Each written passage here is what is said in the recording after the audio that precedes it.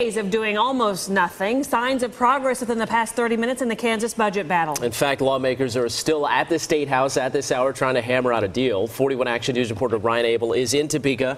And Brian, what's going on right now? Well, Mike and Krista, all of the negotiations over this 21 days of legislative overtime might come down to what's happening right now behind these doors. They are debating as we speak, and it's shaping up to be a long night. If the House passes its tax bill, since they changed it from the Senate-approved plan, the Senate will have to re-vote. They barely passed it with a minimum of 21 votes needed for a majority last time.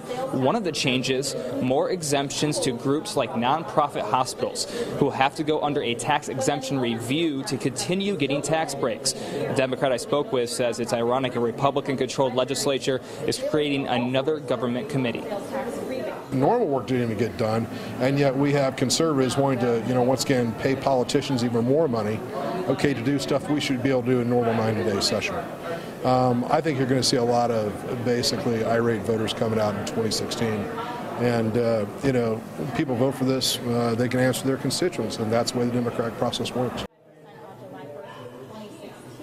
We will, of course, keep you updated on social media and online at KSHB.com with everything that happens here tonight. Reporting live from the Kansas State Capitol, Brian Abel, 41 Action News. All right, Brian, thanks. As many people fear the potential impact of these massive cuts, today the governor urged the House to accept the Senate-approved tax increases.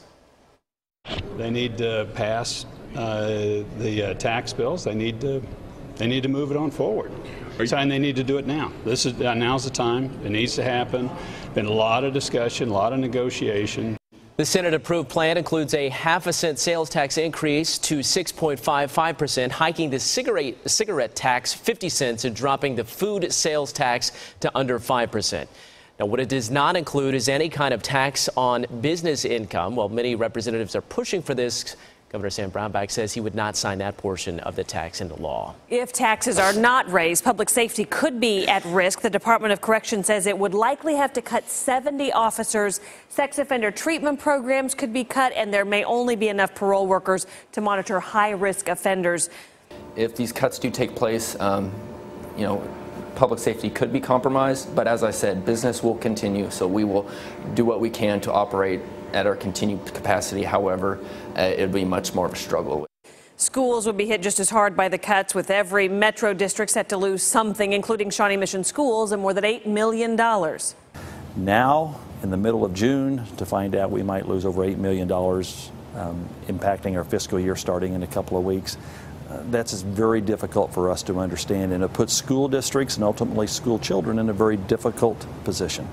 The most any metro district would lose, KCK at more than $10.7 million. And tomorrow is day 22 of the overtime session. This further extends the longest legislative session in the state's history. Each extra day costing taxpayers $43,000. And so far, the cost of the overtime session has exceeded $880,000. Our in-depth coverage of the budget battle picks up on our 41 Action News app. You can find out more about potential impacts of the cuts, plus the latest on any deals to resolve the budget battle.